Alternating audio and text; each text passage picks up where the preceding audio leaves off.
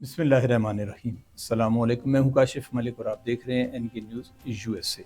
मैं आपके लिए इस प्लेटफॉर्म से जनाब मुख्तलिफ इलाक़ के साथ हाज़िर होता हूं। एक मौजू पे बात करना चाह रहा हूं जिस पे ख़ासे अरसे से मेरी ख्वाहिश थी कि मैं बात करता, लेकिन वक्त नहीं मिला। एबटाबाद को स्कूलों और कॉलेजों का शहर कहा जाता था, लेकिन अब एबटाबाद को अस्पतालों, क्लिनिक्स का शहर भी कहा जाता है, क्योंकि यहाँ पे बहुत सारे प्राइवेट इदारे ऐसे आ चुके हैं जिनकी हॉस्पिटल्स भी हैं और डॉक्टर्स के क्लिनिक्स भी हैं, जिनसे हमारा रोज़ाना का वास्ता पड़ता है। हर शोबे में हमें करप्शन भी नज़र आती है, बहुत सारी चीज़ें नज़र आती हैं, लेकिन इस शोबे में बहुत ज़्यादा ये सिलसिला शुरू हो चुका है। प्राइवेट हॉस्पिटल जितने भी हैं हमारे, अगर आप किसी भी अस्पताल का दौरा करें तो जनाब वो घरों में बनी हुई है या कुछ प्लाज़ों में हॉस्पिटल्स बनी हुई हैं, जो बुनियादी उसमें रिक्वायरमेंट्स होती हैं वो भी उसमें पूरी नहीं होती।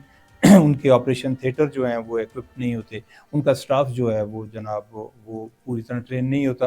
वो सिलसिला शुरू करते हैं और सबसे बड़ी बात ये है कि जब आप उनके पास चले जाते हैं और खुदा न खास्ता अगर आपने कोई सर्जरी करवानी है, तो जनाब वो जो चीज़ें उसमें इस्तेमाल होती हैं सर्जरी में, अगर कोई चीज़ आपको एक्स्ट्रा आपके जिस्म में डालनी है, अच्छा वो कहते हैं जी कि फ़लाँ स्टोर पे आप चले जाएँ और वहाँ पे जनाब आपको ये मिल जाएगी। और उस स्टोर के अलावा वो मेडिसिन आपको मिलती ही नहीं है। वजह ये है कि वो डॉक्टर साहब जो हैं वो अपनी मंगा के वो चीज़ें वहाँ पे रखते हैं। अगर आम मार्केट में अगर वो चीज़ जो है वो 10,000 की है, तो डॉक्टर साहब वो 20,000 की दे रहे होते हैं। लेकिन हमारे जो इदारे हैं जो इन पे चेक रखते हैं, वो इदारे भी हमें नज़र कहीं भी नहीं आते। मेरा अपना ज़ाती एक्सपीरियंस हुआ है हाल ही में, और फिर मुझे एहसास हुआ है। एक चीज़ डॉक्टर साहब ने कहा जी कि एक लेंस जो है, ये लेंस आप फलां स्टोर से जाके ले आएँ। 2 लेंस चाहिए थे, हम जब वहाँ पे चले गए। अब जब वहाँ पे मैं गया तो उनसे उन्होंने बात की, तो उन्होंने कहा जी कि मैं जो 25,000 रुपए का एक लेंस है। अच्छा वो लेने के बाद मैंने वैसे किसी से कहा, मैंने कहा जी ज़रा इसकी कीमत पता कराएँ, जो मेडिसिन का काम करते हैं मुख्तलिफ लोगों का। तो उन्होंने कहा जी कि ये वहीं उसी शॉप पे मिलेगा, उसी मेडिकल स्टोर पे मिलेगा कि डॉक्टर साहब ने अपने रखे हुए हैं वहाँ पे। तो जनाब ये हॉस्पिटल्स नहीं हैं, ये क्लिनिक्स नहीं हैं, ये दुकानें हैं। और इन दुकानों का आगे कमीशन दर कमीशन का, हर जो आपकी लेबॉर्ट्री है, लेबॉर्ट्री में डॉक्टरों के कॉन्टैक्ट हैं, वो कहते हैं जी कि फ़लाँ लेबॉर्ट्री की रिपोर्ट बड़ी ज़बरदस्त है। और लेबॉर्ट्री वाला जनाब शाम को आके उनको हिसाब दे रहा होता है कि जी आपके इतने टेस्ट आए थे, उसमें इतना आपका इतने % का कमीशन बनता है।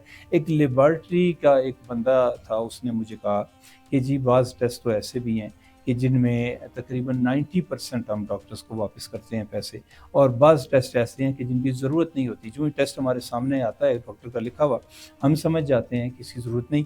हम मरीज़ को ये कहते हैं कि भई आप ब्लड दे दें, और आप जाएँ और 2 घंटे के बाद 3 घंटे के बाद अपनी रिपोर्ट ले जाएँ। मरीज़ जो ही बाहर निकलता है वो ब्लड हम डस्टबिन में फेंक देते हैं, और वही जो प्रिंट जो होता है उसमें नॉर्मल उसका हम उससे निकाल के रख देते हैं, उसके हवाले करते हैं, पैसे उससे ले लेते हैं, और उसमें इतने पैसे डॉक्टर को चले जाते हैं, इतने पैसे हमें आ जाते हैं। ये सिलसिला चल रहा है हमारे इस शहर में, और हर जगह पे, हर गली में, हर नुक्कड़ पे आपको हॉस्पिटल मिलेंगे, क्लिनिक मिलेंगे, और कोई चेक नहीं है, कोई किसी किस्म का कोई पूछने वाला इनको नहीं है। फिर इनके जब केस खराब हो जाते हैं, किसी भी आप प्राइवेट हॉस्पिटल में चले जाएँ, आपके कोई ऑपरेशन वहाँ पे करवाते हैं, किसी बीमार को लेके जाते हैं, जब वो क्रिटिकल पोज़ीशन में चला जाता है तो वो क्या कहते हैं जी, इसको कॉम्प्लेक्स ले जाएँ। जब कॉम्प्लेक्स ही लेके जाना है तो फिर डायरेक्ट कॉम्प्लेक्स क्यों ना जाएँ? तो मैं गुज़ारिश करता हूँ महकमा सेहत से, और अपने जो मुख्तलिफ लोग हैं जो इस पे काम करते हैं, उनसे गुज़ारिश करता हूँ, मुंतखब नुमाइंदों से, कि जो हमारे जो सरकारी अस्पताल हैं, जिसमें हमारा अयूब हॉस्पिटल कॉम्प्लेक्स है, जिसमें जनाब हमारा DHU एबटाबाद है, या और मुख्तलिफ अस्पताल हैं, दुनिया जहान की बेहतरीन मशीनरी इनके पास पड़ी हुई है, लेकिन अंदर मेरे जैसे करप्ट लोग बैठे हुए हैं, जिनके अपने मुफ़ादात हैं, वो मशीनें ख़राब कर देते हैं, या मतलब कुछ भी। अब मुझे क्या पता है MRI की मशीन ख़राब है, बेशक उसका फ्यूज़ निकाला हुआ हो। इस तरह के मामलात होते हैं, और जो लोग इस तरह की करप्शन में पकड़े जाएँ, उनके लिए कम अज़ कम सज़ा ये होनी चाहिए कि उन्हें नौकरी से बर्खास्त किया जाए, और इन इदारों को आप फ़ाल करें। पिछले दिनों आपने देखा कि कोई बारिश हुई है एबटाबाद में, और जनाब वो ICU में पानी आ रहा था। ICU में पानी कहाँ से आ रहा था? उस छतें अगर टपक रही हैं, इतना अरसे से ये कॉम्प्लेक्स बना हुआ है, तो जनाब आप उनकी मुरम्मत आप करवाएँ ना। लाखों की आप तनख्वाहें ले रहे हैं, आपकी तनख्वाह कभी लेट नहीं होती। मेंटेनेंस फंड जो हैं वो आपके पास क्यों लेट हो रहे हैं? आप मेंटेनेंस करवाएँ, आप सफाई रखें हॉस्पिटल्स की, और आप जो वहाँ पे जो मरीज़ हैं, उन मरीज़ों को जो उनकी ज़रूरत का इलाज है वो आप उनको मुहैया करें। आप टेस्ट जो हैं वो सारे अंदर हों, और ये हेल्थ कार्ड हमारी गवर्नमेंट ने शुरू किया, बहुत अच्छी बात थी। लेकिन बुनियादी तौर पे तो हम करप्ट हैं ना। हमने उसका क्या वो नहीं किया। प्राइवेट हॉस्पिटल में आप गए, आम जो एक ऑपरेशन था वो आपने अगर करवाना है हॉस्पिटल में, प्राइवेट में ही कराना है, अगर वो 20,000 का था तो प्राइवेट हॉस्पिटल ने लाख रुपए का बिल जमा करा के जनाब वो गवर्नमेंट से पैसे निकलवा लिए। तो ये हेल्थ कार्ड और ये फलां कार्ड, ये मतलब सारे ख़त्म करें। अस्पतालों में आप दवाइयाँ दें, सरकारी अस्पतालों में उनके कलर आप अलग से रख दें, किसी भी स्टोर पे बिकती हुई नज़र आए, اور اس کو آپ عبرت کا نشان بنا دیں. سب کچھ ہو سکتا ہے لیکن اگر کوئی کرنے والا ہو.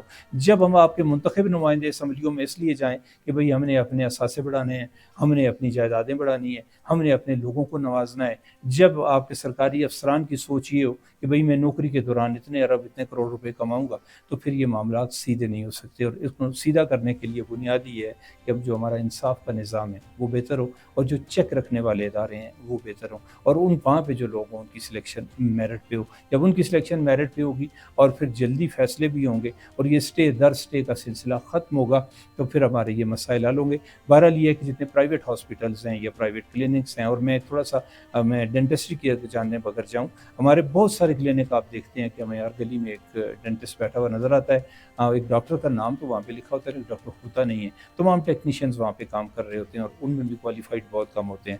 اور دانتوں کے امراض جو ہیں وہ اتنے خطرناک ہو جاتے ہیں کہ اگر خدا نخواستہ آلودہ اوزار استعمال ہو گئے تو پھر جناب آپ وہ ہیپیٹائٹس اے بی سی جو بھی ہے, یا بعض اوقات کینسر بھی ہو جاتا ہے. تو وہاں پہ بھی چیک رکھنے کی ضرورت ہے کہ جو آپ کا جو ڈینٹسٹ ہے وہاں پہ کوئی ڈاکٹر ہے اور وہ خود سے کام کر رہا ہے یا ٹیکنیشین سے کام کر رہا ہے.